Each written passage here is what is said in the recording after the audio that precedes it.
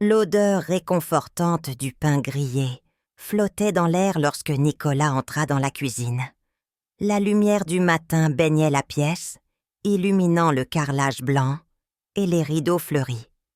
Elle était là, Louise, sa propriétaire, vêtue d'une robe légère en coton, ajustée juste assez pour souligner une silhouette que Nicolas n'avait jamais voulu remarquer autrement que dans son rôle de femme mûre et aimable. Elle sourit, ce sourire simple et chaleureux qui l'avait fait se sentir bienvenue dès son premier jour ici. « Bien dormi, Nicolas ?» demanda-t-elle, une tasse de café fumante entre les mains. « Oui, merci », répondit-il en s'asseyant sur le tabouret de la cuisine. « Besoin d'aide pour quelque chose ?» Elle le regarda, l'éclat espiègle de ses yeux gris le rendant soudain nerveux. « Pourquoi pas?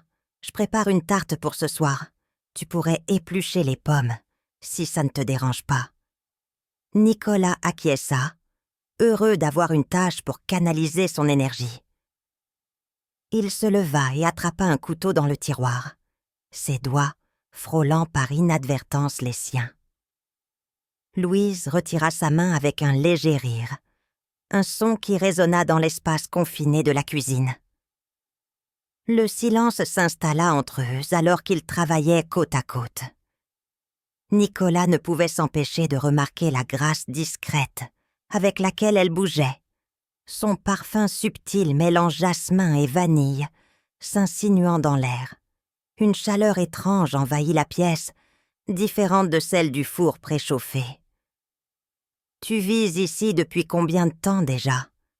demanda-t-elle finalement, brisant le silence. « Presque 6 mois, » répondit-il en épluchant la dernière pomme. « 6 mois. Le temps file. Tu es toujours aussi occupé avec tes études ? » ?»« Oui, mais c'est agréable de pouvoir revenir ici et trouver un peu de calme, » ajouta-t-il en lui tendant les pommes finement coupées. « Vous avez une maison vraiment accueillante. » Elle sourit en prenant le plat qu'il lui tendait, leurs regards se croisant un instant de trop. Une étincelle silencieuse traversa l'espace entre eux, laissant Nicolas perplexe. Louise détourna les yeux la première, se concentrant sur la pâte qu'elle déroulait. « C'est gentil de dire ça, Nicolas. On a tous besoin d'un endroit où se sentir chez soi. » Elle semblait pensive, sa voix légèrement plus douce qu'à l'habitude. Il la regarda travailler, incapable de détourner le regard, alors que ses mains expertes façonnèrent la tarte avec une précision presque artistique. Une mèche de cheveux s'échappa de son chignon, et sans réfléchir, Nicolas se pencha pour l'écarter de son visage. Le geste était innocent en apparence, mais le silence soudain et la tension palpable dans l'air disaient le contraire. Louise se figea, ses doigts s'arrêtant sur le bord de la pâte. Elle tourna lentement la tête vers lui, leurs visages à quelques centimètres l'un de l'autre. « Nicolas » murmura-t-elle, presque comme un avertissement. Il recula immédiatement, son cœur battant à tout rompre, et marmonna une excuse à moitié inaudible. Elle resta immobile quelques instants, puis reprit son travail comme si rien ne s'était passé. Mais l'atmosphère avait irrémédiablement changé. Le reste de la matinée se déroula dans un silence tendu, chacun se concentrant intensément sur des tâches banales. Pourtant, l'intimité étrange et imprévue de ce moment s'était gravée dans leur mémoire, ébranlant les frontières soigneusement maintenues jusqu'ici. Nicolas passa le reste de la journée dans un état second. Il avait tenté de se convaincre que l'incident de la cuisine n'était rien, une simple maladresse amplifiée par son esprit trop fatigué. Pourtant, chaque détail revenait sans cesse à son esprit. Le parfum délicat de Louise, la chaleur fugace de leur proximité, et surtout, ce regard, à la fois interrogateur et chargé de quelque chose qu'il ne savait nommer. Après le déjeuner, Il s'était réfugié dans sa chambre, prétextant du travail à terminer pour ses cours. Il espérait que quelques heures de concentration sur ses projets universitaires dissiperaient les pensées troublantes qui l'assaillaient. Mais même en lisant les notes de son cours, ses yeux glissaient sans cesse vers la fenêtre, où la lumière du soleil déclinant peignait des ombres longues sur le jardin. Il imaginait Louise là-bas, arrosant les fleurs ou ramassant des branches mortes comme elle le faisait souvent à cette heure. Finalement, la curiosité le poussa à descendre. La maison était silencieuse, si ce n'est pour le faible crépitement du four dans la cuisine, où la tarte qu'ils avaient préparée ensemble terminait de cuire. Il jeta un coup d'œil à l'extérieur par la baie vitrée du salon et la vit, effectivement, dans le jardin. Elle était accroupie près d'un massif de roses, arrachant méticuleusement les mauvaises herbes, ses gestes précis et élégants. Sans trop réfléchir, il poussa la porte-fenêtre et s'avança. Elle releva la tête en entendant ses pas, et son visage s'illumina d'un sourire chaleureux qui fit battre son cœur plus vite qu'il ne l'aurait voulu. « Tu t'ennuies dans ta chambre ?» demanda-t-elle d'un ton léger. « Pas vraiment. Je voulais juste prendre l'air, » répondit-il en se passant nerveusement une main dans les cheveux. « Eh bien, tu es au bon endroit, » dit-elle en désignant les outils de jardinage à ses côtés. « Veux-tu m'aider ?» Il hocha la tête, s'accroupit à ses côtés, et elle lui montra comment désherber sans abîmer les racines des fleurs. Ils travaillèrent en silence pendant un moment, leurs mains fouillant la terre sombre, l'air chargé des parfums de la végétation. « Tu fais ça souvent ?» demanda-t-il finalement, cherchant une distraction à la tension latente qui planait entre eux. « Tous les jours, ou presque. Cela m'aide à réfléchir. Ou à ne pas réfléchir, selon les moments. » Elle lui lança un regard rapide, comme pour évaluer sa réaction. Il sourit légèrement, hochant la tête. « C'est apaisant, je suppose. » « Oui, parfois on a juste besoin de se perdre dans une tâche simple pour oublier le reste. » Il y avait une mélancolie dans sa voix qui éveilla quelque chose en lui, une curiosité qu'il n'avait jamais osé explorer jusqu'alors. Il la regarda, et cette fois, il ne détourna pas les yeux. « Vous semblez avoir beaucoup à oublier, » murmura-t-il avant de réaliser qu'il avait parlé à voix haute. Elle cessa de travailler, ses mains reposant sur la terre, et tourna lentement la tête vers lui. « Et toi, Nicolas, qu'est-ce que tu essaies d'oublier ?» Sa question le prit au dépourvu. Il ouvrit la bouche pour répondre, mais aucun mot ne vint.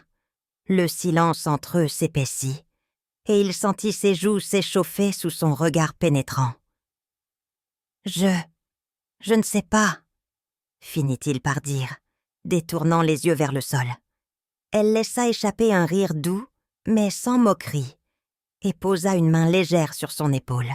« Tu es encore jeune.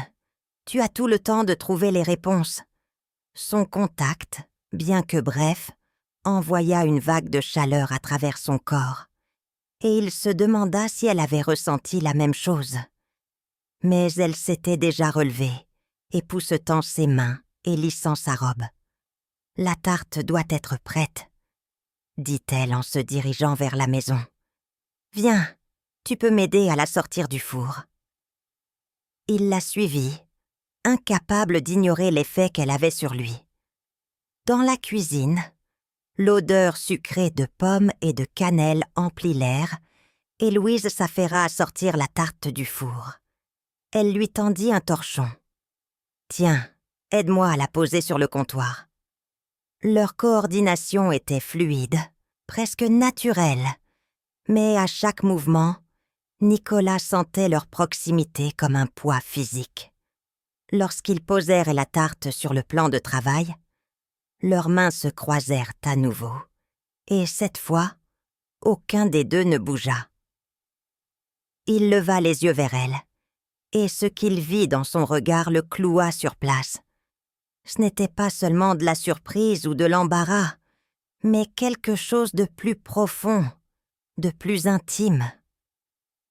Elle entr'ouvrit les lèvres, comme si elle allait parler, mais aucun son n'en sortit. « Louise !» commença-t-il, sa voix basse et incertaine. « Nicolas !» murmura-t-elle en retour, sa voix à peine audible. Le silence sembla s'étirer, chaque seconde s'imprégnant d'une tension presque insoutenable. Puis, comme si elle réalisait soudain ce qui se passait, elle recula brusquement, laissant échapper un petit rire nerveux. Je crois qu'il est temps de laisser la tarte refroidir, dit-elle en s'éloignant du comptoir.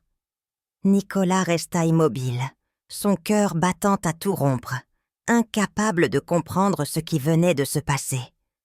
Pourtant, il savait une chose. Ils avaient franchi une frontière invisible, et rien ne serait plus comme avant. Le reste de la soirée se déroula dans une tension diffuse, comme si chaque geste, chaque parole était chargée d'un poids invisible. Nicolas et Louise avaient dîné ensemble, échangeant des banalités sur leurs journées respectives. Mais la conversation était ponctuée de silences inhabituels. Nicolas sentait sa nervosité grandir à chaque regard furtif qu'elle lançait dans sa direction. Ses regards étaient différents. Ils n'étaient ni distraits, ni maternels comme auparavant. Ils semblaient le sonder, le jauger, comme si elle cherchait à comprendre quelque chose qu'elle-même n'osait nommer. Après le repas, il proposa de l'aider à nettoyer. Elle hocha la tête, et ils se mirent au travail côte à côte, chacun concentré sur sa tâche, mais terriblement conscient de la présence de l'autre. Le bruit de l'eau qui coulait dans l'évier et le tintement de la vaisselle étaient les seuls sons dans la pièce, et Nicolas se sentait de plus en plus étouffé par l'atmosphère. Puis, tout changea. Alors qu'il tendait un plat propre à Louise, leurs mains se touchèrent une fois de plus. Ce contact aurait dû être anodin, mais cette fois, ni l'un ni l'autre ne recula. Leurs regards se croisèrent et le temps sembla ralentir. « Nicolas !» murmura-t-elle, sa voix étrangement rauque. Il déglutit, incapable de détourner les yeux. Son esprit était un tourbillon de pensées contradictoires. Il voulait s'éloigner, mais il était cloué sur place, incapable de bouger. « Oui ?» répondit-il enfin, sa voix à peine audible. Louise hésita, son regard oscillant entre ses yeux et leurs mains toujours jointes.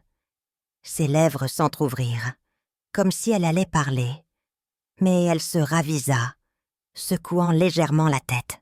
« Rien !» dit-elle finalement en retirant sa main et en se détournant, mais sa voix trahissait quelque chose de plus profond. Nicolas sentit une vague de frustration l'envahir. Ce rien n'était pas rien. Il y avait quelque chose. Il le savait. Elle le savait. Pourtant, aucun d'eux ne semblait capable de briser cette barrière fragile et invisible qui les séparait. Après avoir terminé la vaisselle, Louise s'excusa rapidement, prétextant qu'elle était fatiguée, et monta à l'étage.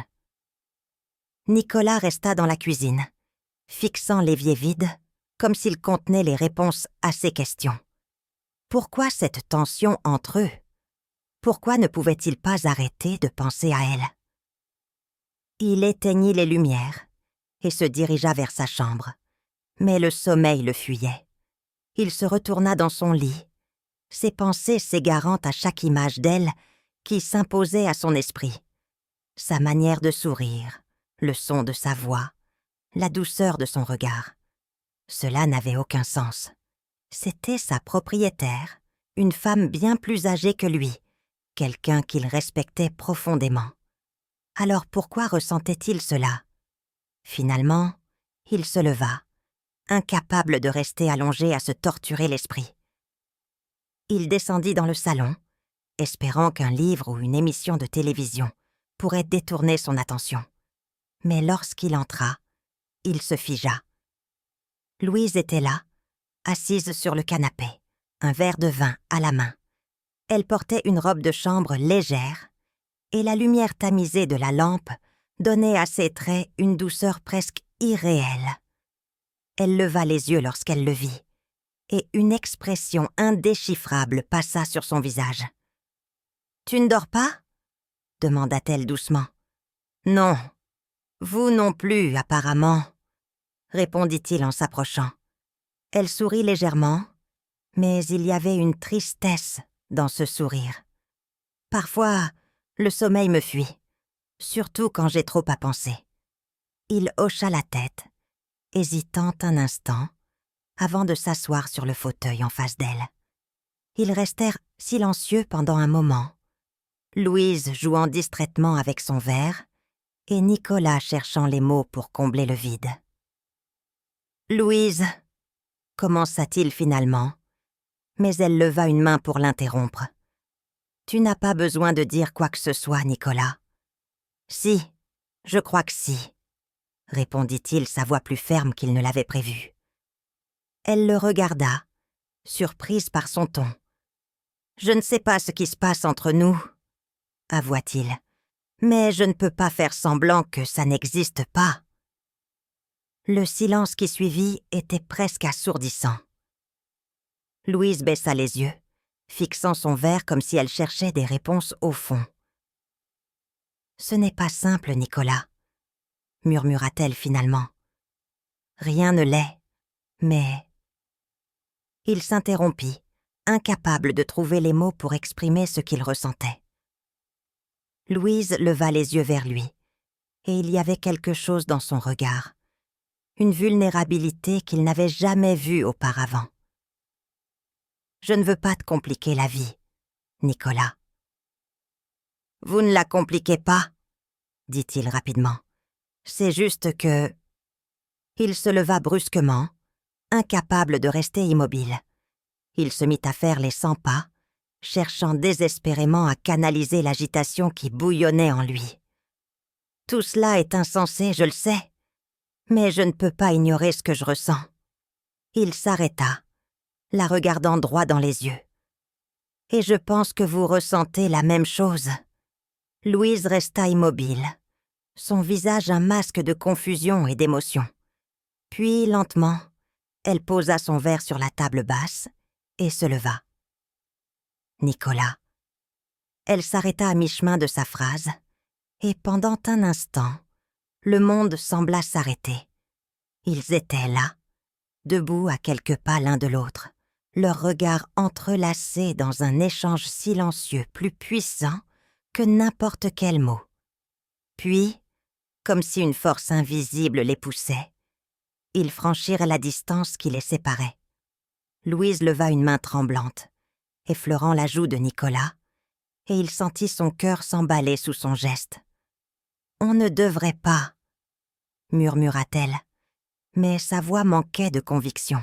« Peut-être pas, » répondit-il, mais il ne recula pas. Leurs visages se rapprochèrent, et le moment sembla durer une éternité, chaque seconde s'étirant comme un fil fragile sur le point de se briser. Et alors que leurs lèvres se frôlaient pour la première fois, le monde entier sembla s'effondrer autour d'eux, ne laissant que ce moment, ce lien qu'ils ne pouvaient plus nier. Le contact de leurs lèvres était doux, hésitant, comme une question silencieuse qui n'attendait qu'une réponse. Nicolas sentit une vague de chaleur envahir son corps, chaque fibre de son être concentrée sur ce moment irréel. Louise se figea, comme si elle luttait contre un élan qu'elle ne pouvait plus contrôler. Puis, lentement, presque timidement, elle répondit à son baiser, ses lèvres s'entr'ouvrant sous les siennes. Leur proximité envahissait tout, effaçant les doutes et les pensées rationnelles. Nicolas posa une main légère sur sa taille, l'attirant doucement contre lui, tandis que sa main à elle s'accrochait à son épaule, comme pour s'assurer qu'elle ne rêvait pas. La tension accumulée depuis des semaines éclata en une étreinte qui sembla défier le temps. Mais soudain, Louise recula, rompant le lien fragile. Son souffle était court, son regard troublé. Elle porte une main tremblante à ses lèvres, comme si elle essayait de comprendre ce qui venait de se produire. « C'est une erreur », murmura-t-elle, sa voix brisée par l'émotion. « Nous ne pouvons pas... » Nicolas fit un pas en avant, mais elle leva une main pour l'arrêter. « Louise ? Non, Nicolas. Je suis désolée. C'est trop compliqué, trop... » Elle détourna le regard, sa voix se brisant à chaque mot. Il sentit un poids s'abattre sur lui, comme si la chaleur de leur moment partagé avait été brutalement arrachée. « Vous ressentez la même chose que moi, » dit-il, sa voix plus ferme qu'il ne l'avait voulu. « Pourquoi le nier ? » « Parce que c'est ce que je dois faire, » répliqua-t-elle rapidement, ses yeux brillants de larmes contenues. « Je suis bien trop vieille pour ça. Et toi, tu as toute la vie devant toi. »« Arrêtez, » dit-il en secouant la tête. « Ce n'est pas une question d'âge ou de ce qui est raisonnable, c'est ce qu'on ressent. Vous le savez autant que moi. » Elle le fixa, son expression oscillant entre frustration et une douleur qu'il ne comprenait pas encore complètement. Elle semblait chercher les mots, mais aucun ne venait. Alors, sans un mot, elle se détourna et quitta la pièce, sa robe de chambre flottant derrière elle. Nicolas resta seul, ses pensées tourbillonnant comme une tempête. Le silence dans la maison devenait assourdissant. Il retourna dans le salon et s'effondra sur le canapé, la tête entre les mains. Il savait qu'il avait franchi une ligne, qu'il ne pouvait pas effacer ce qui s'était passé. Mais il savait aussi qu'il ne regrettait rien. Le lendemain matin, Nicolas se réveilla avec une étrange sensation de vide. Il descendit à la cuisine, s'attendant presque à ce que Louise l'ignore, ou qu'elle ait disparu pour éviter un affrontement. Mais elle était là, debout près du comptoir, préparant du café. Elle tourna la tête en entendant ses pas, et leurs regards se croisèrent. Pour un instant, le temps sembla s'arrêter. Elle lui adressa un faible sourire. Mais il y avait quelque chose de différent dans ses yeux. Une fatigue, peut-être, ou une résolution qu'il ne comprenait pas encore. « Bonjour », dit-elle simplement, sa voix calme, mais distante. « Bonjour », répondit-il incertain. Il s'assit à la table, et le silence qui suivit fut presque insupportable. Enfin, Louise posa une tasse de café devant lui et prit place en face. « Nicolas, je veux qu'on parle de ce qui s'est passé hier soir. » Il sentit son cœur se serrer, mais il hocha la tête. « Je suis désolé pour tout ça. Je me suis laissé emporter et ce n'est pas juste pour toi. »« Ce n'est pas juste pour moi ?» répéta-t-il, sa voix teintée d'un mélange de frustration et de douleur. « Louise, vous ne pouvez pas faire comme si ça ne signifiait rien. »« Ce n'est pas ce que je dis, » répondit-elle doucement. « Mais parfois, ce qu'on ressent ne suffit pas. » Elle baissa les yeux, et Nicolas sentit une vague de désespoir le traverser. « Pourquoi vous battre contre ça ?» demanda-t-il, sa voix plus basse. « Vous dites que ce n'est pas juste, mais ce n'est pas non plus juste de nier ce qu'on partage. » Elle releva la tête, et il vit une larme solitaire glisser le long de sa joue. Elle essuya rapidement son visage, comme pour masquer sa vulnérabilité. « Je n'ai pas de réponse, Nicolas. Tout ce que je sais, c'est que je ne peux pas... » Elle se tut, incapable de terminer sa phrase. Nicolas se leva brusquement, incapable de rester immobile. « Vous ne pouvez pas quoi ? Vous ne pouvez pas accepter que... » Il s'arrêta, sentant la frustration se transformer en une vague d'émotions qu'il ne savait pas comment contenir. « Ce n'est pas si simple, » murmura-t-elle, sa voix à peine audible. « Alors arrêtez de tout compliquer !» explosa-t-il. « Ce n'est pas une question de ce qui est bien ou mal. C'est nous, Louise. » Elle le regarda, et pendant un moment, il crut voir une étincelle d'espoir dans ses yeux. Mais elle détourna rapidement le regard, secouant la tête. « Je suis désolée, Nicolas. » Elle se leva et quitta la pièce, le laissant seul une fois de plus. Les jours qui suivirent furent marqués par une distance froide et calculée.